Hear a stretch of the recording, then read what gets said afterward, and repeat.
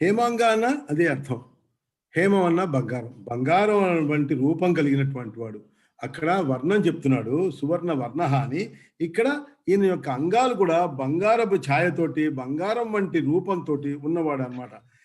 ఏషో అంతరాదిత్యే హిరణ్మయ పురుష అంటే ఇది ఛాందోగ్యోపనిషత్తులోని వాక్యం. అంటే సూర్యుడిలో కలిగినటువంటి హిరణ్మయ పురుషుడు ఉన్నాడే, అతడు ఎవరు?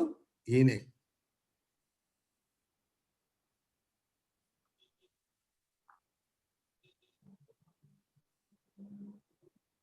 వరాంగ, వరాంగ అంటే ఇక్కడ హేమాంగ, తర్వాత వరాంగ అంటే సుందరమైనటువంటి, వర అంటే శ్రేష్టమైనటువంటి, సుందరమైనటువంటి, ప్రశస్తమైనటువంటి అంగాలు అంటే శరీరం యొక్క అవయవాలు కలిగినటువంటి వాడు. చందనాంగది ఆహ్లాదాన్ని కలిగించేటటువంటి అంగదాల్ని ధరించిన వాడు. అంగదం అంటే ఏమిటి? అంగదం అంటే ఇక్కడ భుజకీర్తులు, ఇక్కడ భుజాలకి పెట్టుకునే వాటిని అంగదులు అంటారు. అందుకనే శ్రీరాముడు అంగదుడికి ఆయన పట్టాభిషేకం అయిన తర్వాత, పట్టాభిషేకం సమయంలో అందరికీ మన హారాలు అన్ని ఇచ్చినప్పుడు అంగదుడికి మాత్రం అత్యద్భుతంగా ఉండేటటువంటి మణిమయ భూషణంతో ఉన్నటువంటి అంగదాల్ని ఇచ్చాట ఆయన, ఆ శ్రీరామచంద్రమూర్తి. ఆ అంగదుడికి తను చేసినటువంటి సేవలకి ప్రతిఫలంగా కాదు, తన యొక్క గుర్తుగా ఇచ్చాడనమాట. అది అంగదం అంటే. అది వీరహ అంటే వీరులను సంహరించిన వాడు. ఇతనే వీరుడు, మహావీరుడు. ఎందుకంటే ధర్మరక్షణార్థం ఆయన చాలా మంది వీరులని, మహావీరుల్ని సంహరించాలి. హిరణ్యకశిపుడు మొదలైనటువంటి వాళ్ళని ఆయన సంహరించాడు. విషమః, విషమః అంటే తనతో సమానమైనటువంటి వాడు ఎవడూ లేడు, ఎవడు ఉండడు. తనకంటే ఇంకా ఎవ్వరూ కూడా ఆయనతో పోల్చను కూడా పోల్చలేదు. అట్లాంటి వాళ్ళు, ఆయనలో ఉన్నటువంటి ఈ లక్షణం ఇంకా ఎవరిలోనూ లేదు, ఉండదు. నత్ సమో అస్తభ్యధిక కుతో అన్యః, ఇది కూడా భగవద్గీతలో ఉన్నది. అంటే ఆయనతో సమానమైనటువంటి వాళ్ళే ఎవరూ లేనప్పుడు ఇంకా ఆయనతో గొప్పవాడు, ఆయనకంటే అధికులు ఇంకెవరుంటారు? శూన్య, ఇక్కడ శూన్య స్వరూపుడు. శూన్య స్వరూపుడు అంటే ఏమిటంటే పంచభూతాలలో అసలు ఆకాశం అనేది ఆ స్వరూపం.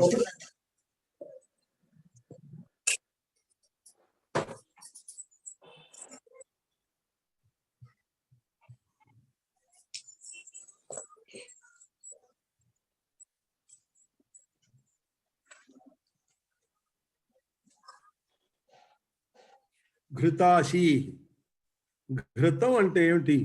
నెయ్యి, వెన్న. ఇది ఎలా జారిపోతుందో అయితే ఉండి తరతేసుకుంటారు,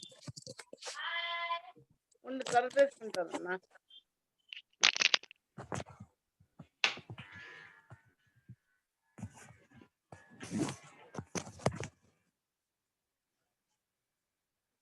ఘృతాశి, ఆశి అంటే కోరిక, ఘృతం అంటే వెన్న, నెయ్యి ఇలాంటిది అనమాట. అది ఎంత మెత్తగా ఇలా జారిపోతుంది. అట్లాగే ఈయనలో ఉన్న కోరికలు కూడా, ఈయనలో ఉన్న కోరికలు కాదు, అసలు కోరికలు జారిపోతాయి. ఈయనని సమీపించను కూడా సమీపించలేవు, ఇలా జారిపోతాయి. అట్లాంటి వాడు కాబట్టి ఏ కోరికలు లేనివాడు అని అర్థం. అందువల్ల ఆయన్ని ఘృతాశి అంటారు. అచలహ, చలించని వాడు అంటే నిశ్చలుడు. తన యొక్క స్వరూపం నుంచి కానీ, తన యొక్క సామర్థ్యాన్ని నుంచి కానీ, తన జ్ఞానం ఇలాంటి గుణాల నుంచి కానీ ఏమాత్రం చెలించడు, అన్నిటితోనూ ఉంటాడు ఆయన. అలాగే చలహ, ఇప్పుడు ఇంతక ఏం చెప్పాను? అచలహ చెప్పాను. ఇప్పుడు చలహ అంటే అచలుడు ఆయనే, చలుడు కూడా ఆయన. అంటే ఎలా చలిస్తున్నాడు? వాయు రూపంలో చలిస్తాడు. వాయువు అంటే ఈ ప్రాణం, ఈ ప్రాణవాయువు, ఈ ప్రాణ రూపంలో చలిస్తూ ఉంటాడని ఆయన.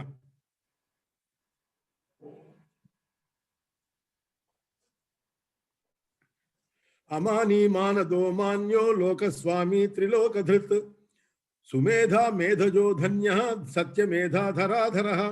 ఇక్కడ త్రిలోకధృత్ అన్నానే త్రిలోక ధృక్ అని కూడా అంటారు. బదులు క్ అని కూడా వస్తుంది. అమాని అంటే అనాత్మ వస్తువులందు, అంటే ఆత్మ కాని వస్తువులందు, అంటే ఈయన శుద్ధ చైతన్య స్వరూపుడు కాబట్టి ఆత్మ కంటే భిన్నమైనటువంటి దృశ్యాల యొక్క దృశ్య ప్రపంచం మీద ఈయనకి ఏమాత్రం అభిమానం ఉండదు. అమాని అంటే అది.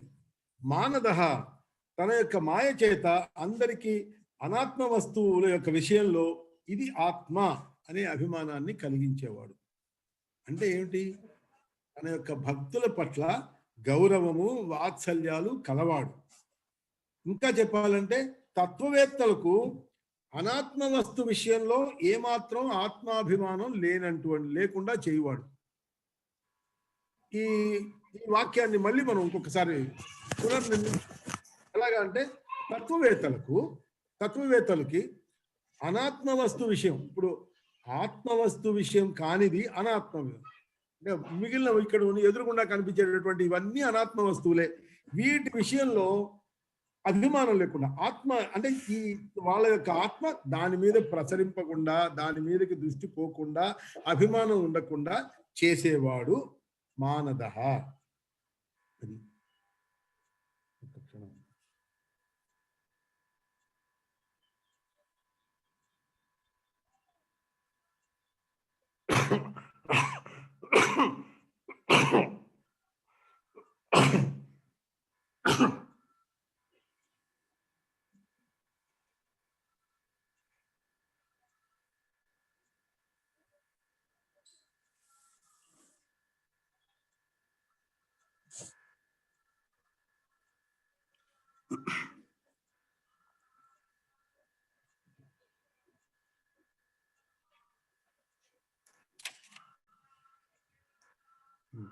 ఇంకొకటి మాన్య.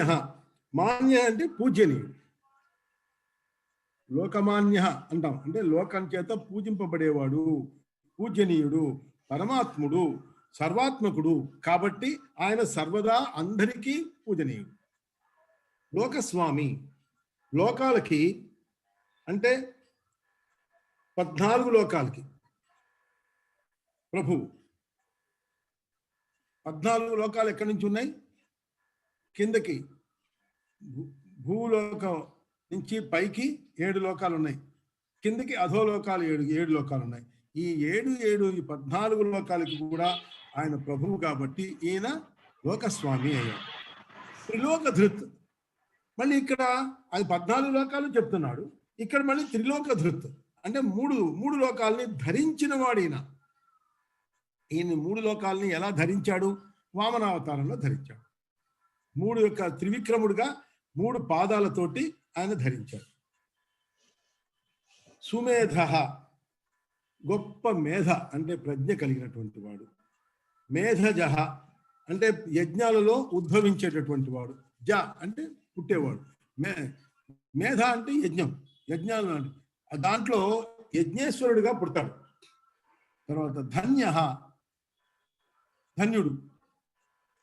కృతార్థుడు, నేను కృతార్థుడండి, నేను ధన్యుణ్ణయ్యానండి అని చెప్పుకుంటామే, అది ఆయన ధన్యుడు. ఎలాగా? ఎవరి ఉనికి మనకి ఊరట కలిగించి ఆనందాన్ని ఇస్తుందో, అంటే ఆయన అక్కడ ఉన్నాడు, ఆ పరమాత్ముడు ఉన్నాడు, నన్ను రక్షిస్తాడు అని ఆయన మీద ఎప్పుడైతే ఆయన ఉన్నాడు అని అనుకుంటామో, ఎవరి ఉనికి మనకి ఊరట కలిగిస్తుందో, ఆయన ఉన్నాడు కాబట్టి నన్ను రక్షిస్తాడని అనేటువంటి ఊరట కలిగించి ఆనందాన్ని ఇస్తుందో, ఎవరి వల్ల మనం పూర్ణ కాములం అవ్వగలుగుమో అలాంటి వ్యక్తిని మనం ధన్యుడు అంటాం. అట్లాంటి వాడు ఆయన ధన్యుడు.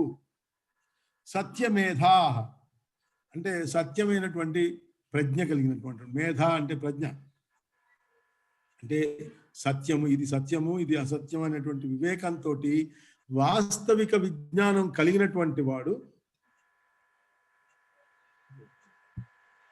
వాస్తవికమైనటువంటి జ్ఞానం కలిగినటువంటి వాడు సత్యప్రజ్ఞుడు. అదే సత్యమైన ప్రజ్ఞ కూడా. ధరాధర, ధరాధరం అంటే కొండ అని ఒక అర్థం. ఎందువలన కొండ అనే అర్థం అంటే భూమిని మోసేది అని. అది 4 కొండలు ఉన్నాయి భూమిని మోయటానికి. అట్లాగే ధరాధరం అంటే ఈయన కూడా. ధర అంటే ఇక్కడ భూమిని ధరించిన వాడు. 2 సార్లు ఆయన ధరించాడు కదా. ఆదిశేషుడి రూపంలో కూడా ఆయన ధరిస్తున్నాడు. సమస్త భూమిని ఎల్లప్పుడూ ఆదిశేషుడి యొక్క రూపంలో ధరించేవాడు పరమాత్ముడు.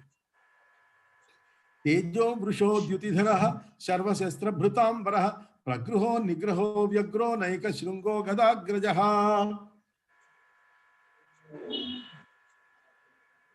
తేజసాం అంబసాం సర్వదా ద్వాదశాదిత్య రూపేణ వర్షణాత్ తేజో వృష అంటే అర్థం.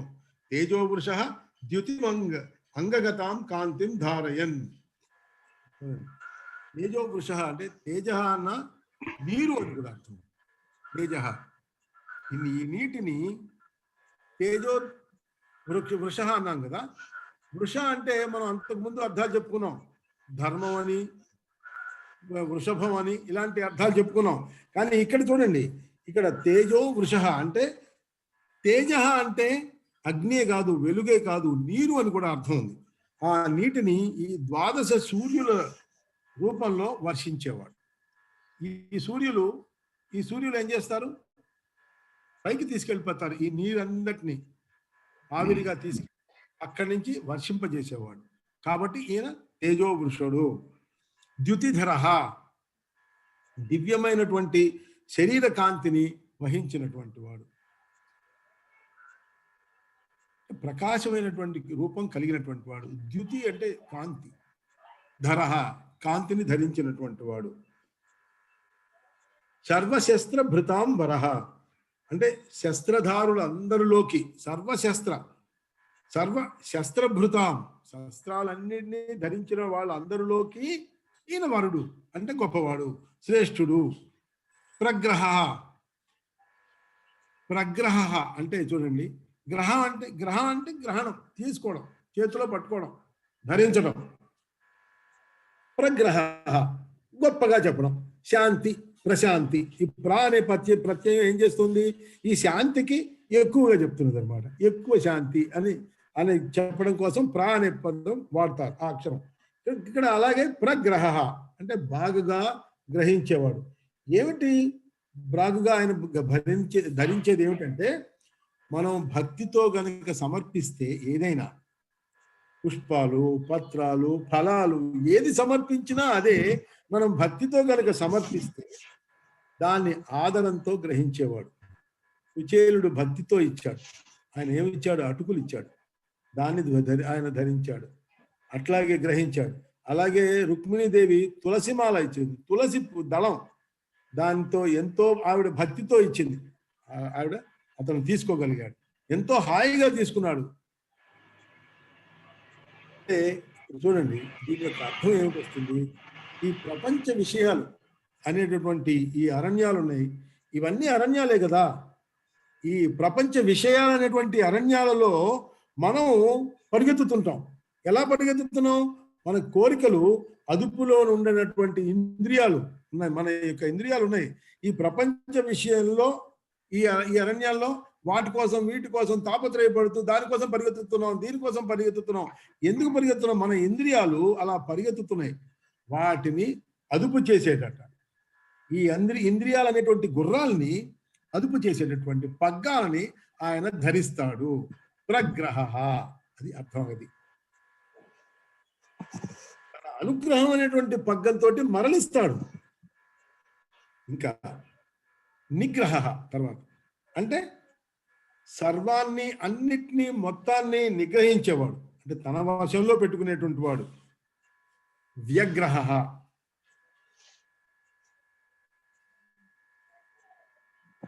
ఇక్కడ వ్యగ్రహ అనే దాని పదాన్ని విడదీయండి. వి ప్లస్ అగ్రహ. వి అగ్రం అంటే ఏంటి? పైన. అగ్రం అంటే అన్నిటికంటే శిఖరం కదా. అంటే అదే చివర అనుకోండి. చివర అంటే అంతం. ఆ అంతము లేనివాడు. వి అంటే లేనివాడు. భక్తుల యొక్క అభీష్టాల్లో శ్రద్ధ కలిగినటువంటి వాడు, అతన్ని వ్యగ్రుడు అంటారు. చాలా వ్యగ్రుడుగా ఉన్నాడు అనే పదం మీరు ఇంతకు ముందు విని ఉంటే దాని అర్థం అది. నైక శృంగ, 4 శృంగాలు ఉన్నాయట ఆయనకి.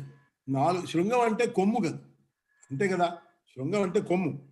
నా ప్లస్ ఏక శృంగ, ఒకటి కాదు ఆయనకున్నది 4 శృంగాలు. ఏమిటి ఆ 4 శృంగాలు అంటే చత్వారి శృంగా తయోస్య పాదాద్వే శీర్షే సప్తహస్తాసో అస్య త్రిధా బద్ధో వృషభోరోరవీతి మహాదేవో మర్త్యాన్ అవివేశ. ఇక్కడ చూడండి, ఇది తైత్తిరీయ అరణ్యకం. మరొక్కసారి చదువుతాం. చత్వారి శృంగ, చత్వారి అంటే 4 శృంగాలు. త్రయో అస్య పాద అంటే 3 కాళ్ళు. ద్వే శీర్షే అంటే 2 తలలు. సప్తహస్తో అంటే 7 చేతులు. అంటే ఇక్కడ చూడండి, త్రిధా బద్ధో వృషభో అంటే 3 ప్రదేశాలలో కట్టివేయబడి ఉన్నటువంటి మానవులందు ఉన్నటువంటి శబ్ద బ్రహ్మ స్వరూపుడైనటువంటి పరమాత్మ. ఇది అర్థం చెప్పాము మనం ఇప్పుడు. ఇక్కడ ఈయన వృషభ రూపంలో ఉన్నటువంటి ఈ పరమాత్ముడు కదా, మనం పరమాత్ముడి గురించి కదా మనం చెప్పుకుంటున్నాం. ఈయన ఎందుకని ఈ పాదం, ఈ నైక శృంగ 4 శృంగాలు ఉన్నాయని ఎలా చెప్తున్నాడంటే, 4 కొమ్ములు ఏమేమిటి? అది నామము, ఆఖ్యాతము అంటే స్త్రీ పేరు, నామము అని అర్థం. ఈ ఆఖ్యాతం అంటే ఉపసర్గ తెలుసు మీకు. నిపాతం అంటే కింద పడిపోవడం. ఇవి 4 కొమ్ములు ఆయనకి. అలాగే 3 కాళ్ళు ఎట్లయినాయి? భూత, భవిష్యత్, వర్తమాన కాలాలు. ఇవి 3 ఆయన యొక్క కాళ్ళు. 2 తలలు అంటే ఎల్లప్పుడూ ఉండేవి నిత్యములు, తర్వాత కార్యరూపాలు అయినటువంటి శబ్దాలు. అవి 2 ఆయనకి తలలుగా ఉన్నాయి.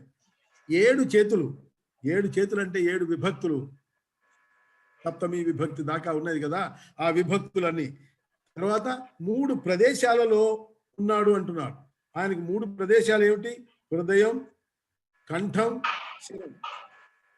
అంటే దీంట్లో శబ్ద బ్రహ్మ స్వరూపుడు అని ఇక్కడ మనం చెప్పుకున్నాం కదా. ఈ శబ్ద బ్రహ్మ స్వరూపుడు హృదయంలోంచి వస్తూ, అంటే త్యాగరాజ స్వామి చెప్పినట్లుగా నాభి కంఠ అని చెప్పుకున్నాం. ఈ నాభి నుంచి వచ్చింది. హృదయం, కంఠము, మూర్ధము, తల. ఈ దీంట్లోంచి శబ్దం బయటకు వస్తున్నది. ఈ శబ్ద బ్రహ్మ స్వరూపుడైనటువంటి ఈ పరమాత్మని నైక శృంగ అని సంబోధించారు. గదాగ్రజ మంత్రం ద్వారానే వ్యక్తమయ్యేవాడు. ఒకటి అర్థం. నిగదం, గదం అనే దానికి నిగదం అనే దానికి అర్థం మంత్రం. ఇంకొక అర్థం ఉంది, గదుడికి అగ్రజుడు ఈయన. గదుడు అంటే ఎవరు అసలు? వసుదేవుడికి మరొక భార్య ఉన్నది. 9 భార్యలు ఉన్నారు. ఇంకొక భార్య పేరు సునామ. ఆ సునామ అనేటువంటి ఆవిడ వసుదేవుడి యొక్క భార్య. ఆయన యొక్క కొడుకు, ఆవిడ యొక్క కొడుకు గదుడు, వాడి పేరు. ఆ గదుడికి ఇతను అగ్రజుడు. అంటే ఈయన తర్వాత పుట్టినవాడు ఆ గదుడు. దేవకికి కాదు పుట్టినది, సునామ అనే ఆవిడికి పుట్టాడు. కాబట్టి ఈయన గదాగ్రజుడు అయ్యాడు. చతుర్మూర్తిశ్చతుర్బాహు చతుర్వ్యూహశ్చతుర్గతి చతురాత్మా చతుర్భావ చతుర్వేద విదేకపాత్. ఇక్కడ చతుర్మూర్తి. ఇక్కడ అన్ని చూడండి, పదాలన్నీ ఎంత గంభీరంగా, ఎంత చక్కగా ఉన్నాయో. చతుర్మూర్తి, చతుర్బాహు, చతుర్వ్యూహ, చతుర్గతి, ఆత్మ, చతుర్భావ, చతుర్వేదవిత్ ఏకపాత్. ఇన్ని ఉన్నాయి. ఇవన్నీ ఒక్కొక్కటి చతురు అనేదాన్ని మనం చెప్పుకుందాం. 4 మూర్తులుగా ప్రకాశించే వాడిని చతుర్మూర్తి అన్నారు. అంటే విరాట్ స్వరూపం, సూత్రాత్మ, అవ్యాకృత, తర్వాత తురియ అంటే 4వది. ఈ 4వ తురియ అని అంటాం కదా. విరాట్, సూత్రాత్మ, అవ్యాకృత, తురియ అనే 4 మూర్తులు ఉన్నాయి. ఇంతే కాకుండా ఒక్కొక్క యుగంలో ఆయన తెలుపు, ఎరుపు, పసుపు, నలుపు ఈ రంగుల యొక్క మూర్తులు ఉన్నాయి. కృష్ణుడు నల్లగా ఉన్నాడు, రాముడు నల్లగా ఉన్నాడు. ఒక్కొక్క చోట అంటే ఒక్కొక్క అవతారంలో ఒక్కొక్క రంగు వస్తున్నది. వామనుడు తెల్లగా ఉన్నాడు, తెలుపు, పసుపు. ఇలా కొన్ని కొన్ని అవతారాల్లో వాళ్ళ యొక్క రంగులు చెప్పబడ్డాయి. ఇలా ఈ 4 రంగులు కలిగినటువంటి 4 మూర్తులు 4 యుగాల్లో ఉన్నాయి. కాబట్టి ఆయన చతుర్మూర్తి అన్నాడు. చతుర్బాహు, మరి ఆయన చతుర్భుజుడు అని చెప్పుకుంటాం కదా. అదే ఈ నామం ఎప్పుడూ వాసుదేవుడికి ప్రసిద్ధమైంది. చతుర్భుజుడు, చతుర్బాహుడు అని. చతుర్వ్యూహ, 4 వ్యూహాలు కలిగినటువంటి వాడు. శరీర పురుషశ్చంద పురుషో వేద పురుషో మహాపురుష. ఇది ఐతరేయ ఆరణ్యకం అనేటువంటి శృతి వాక్యం. ఇదేమిటిది? శరీరము, ఛంద, వేద, మహా అనేటువంటి 4 పురుషులని తన 4 వ్యూహాలుగా కలిగినటువంటి వాడు. ఇక్కడ 4 వ్యూహాలు అంటే 4 రకాలైనటువంటి వాళ్ళు చేసే పనులు బట్టి ఆ వ్యూహాలు వచ్చినాయి. అలాగే మనం చెప్పుకుంటామే, మనం గాయత్రి చదువుకునేటప్పుడు మనం పేర్లు చదువుకుంటాం. వాసుదేవ, ప్రద్యుమ్న, సంకర్షణ, అనిరుద్ధ. ఈ 4 పేర్లు కూడా 4 వ్యూహాలకు సంబంధించినటువంటి పేర్లు. కాబట్టి ఇలాగ కూడా ఈ 4 చతుర్వ్యూహ అని చెప్పుకుంటాం.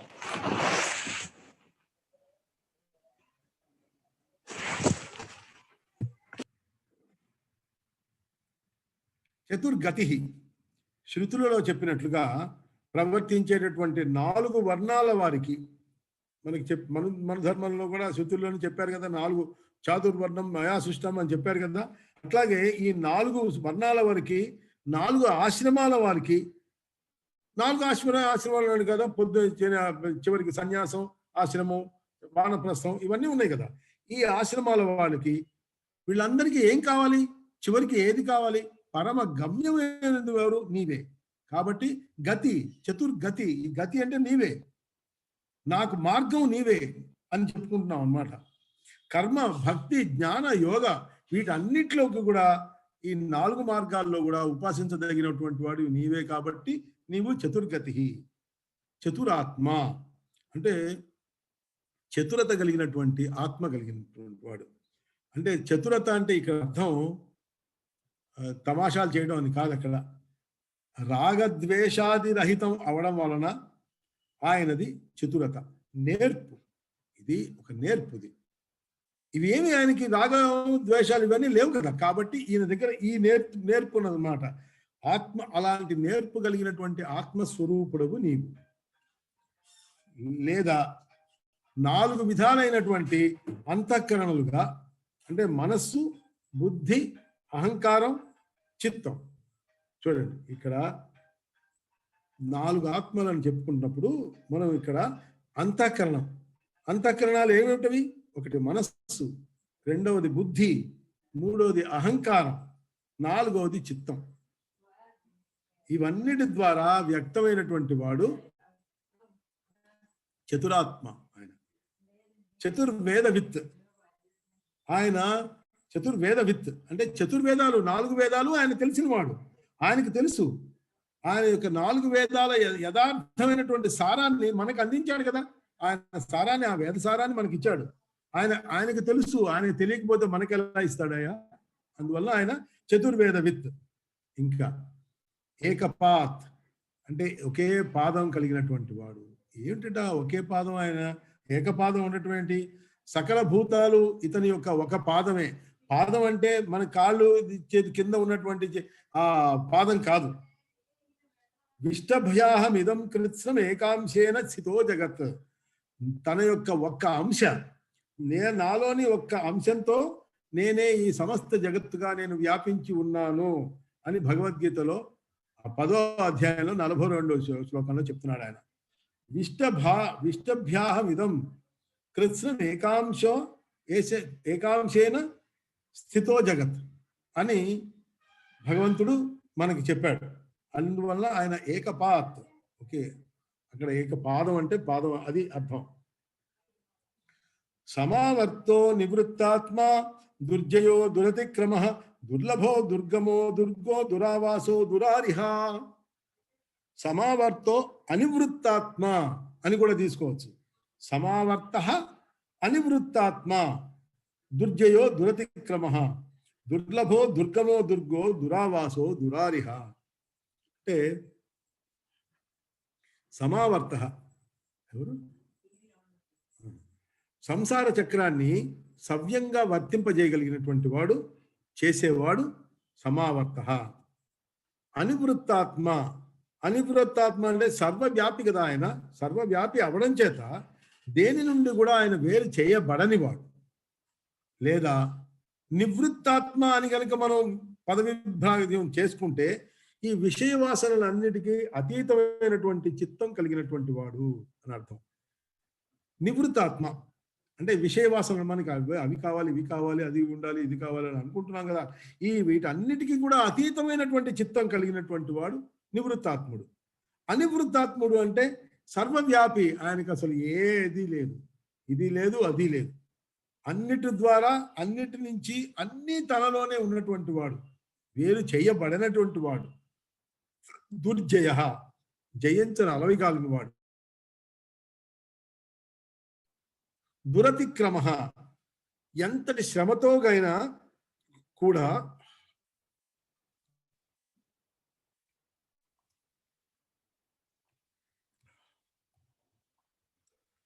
ఎంతటి శ్రమతోనైనా కూడా ఆయన ఆజ్ఞల్ని ఎవరు అతిక్రమించడానికి వీలు కాదు.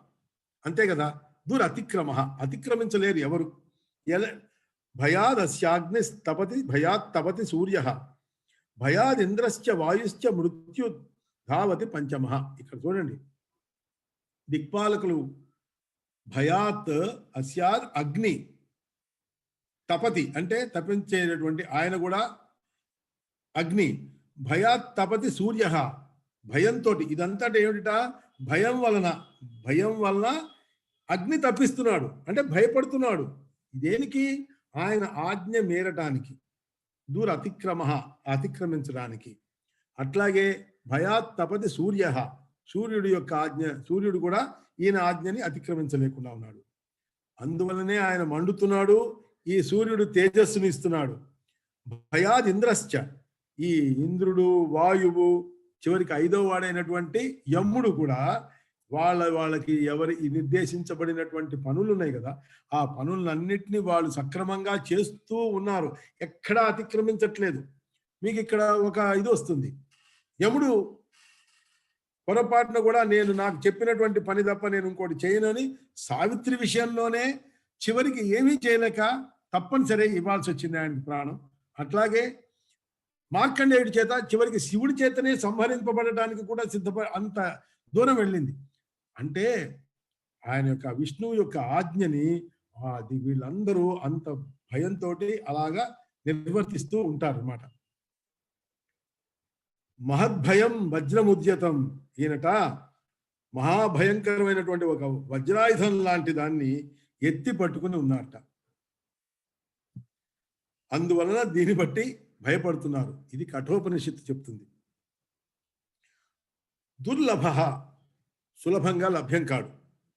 ఆయన్ని ఎలా మనం పొందగలం? భక్తి ద్వారానే పొందగలం. కానీ భక్తిని అంత సులభంగా వస్తుందా మనకి? భక్తి అంత సులభంగా రాదు. జన్మాంతర సహస్రేషు తపోజ్ఞాన సమాధిభి నరాణాం క్షీణ పాపానాం కృష్ణే భక్తి ప్రజాయతే. ఇది వ్యాసోక్తి. వ్యాసుడు చెప్పాడు. ఏమని? ఇది చాలా జాగ్రత్తగా మనం అందరం వినండి, తెలుసుకోండి. జన్మాంతర సహస్రాలలో ఆచరించబడినటువంటి, అంటే మనం ఈ జన్మకి ముందు ఎన్నో వేల జన్మల క్రితం మనం వీటిలో ఆచరించబడినటువంటి తపస్సు, ధ్యానము, యోగ సమాధి ఇట్లాంటి వాటి చేత ఇవన్నీ మనం చేసి ఉండి వాటి చేత పాపాలు, మన యొక్క పాపాలు క్షీణించబడితే అప్పుడు మనం ఈ జన్మలో వచ్చాం. ఇంత గొప్ప మానవ జన్మ, అందులో ఇంతటి సంస్కారవంతమైనటువంటి తల్లిదండ్రుల యొక్క దాంట్లోంచి, ఆ యోనిలోంచి మనం వచ్చాం. కాబట్టి ఇవన్నీ మనం చేసి వచ్చాం. ఇక్కడ మనం ఇంత చేసిన తర్వాత మనకి కృష్ణుడి మీద భక్తి కలుగుతుంది.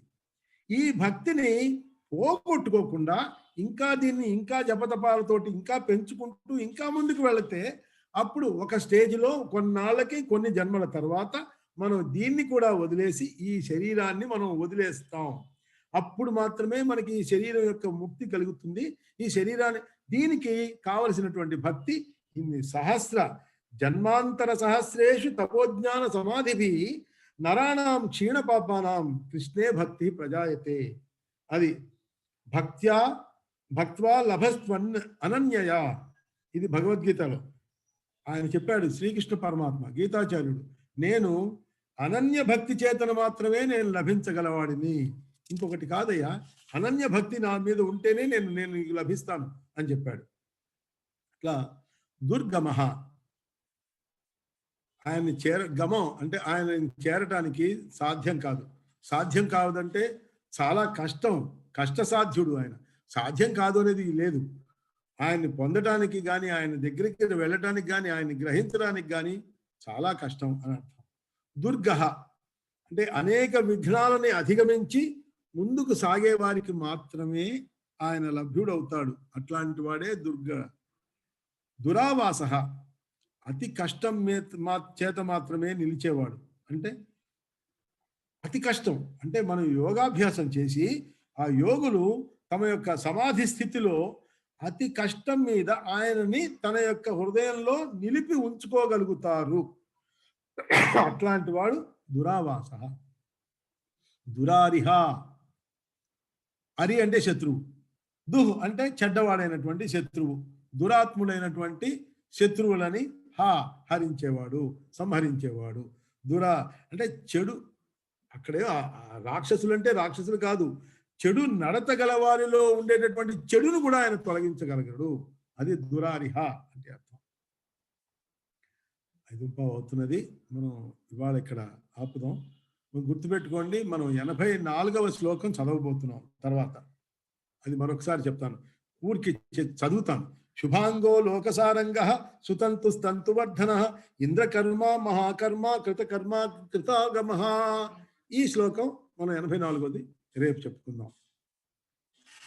శుభం భూయాత్. ఎవరికైనా ఏదైనా ఒకటి రెండు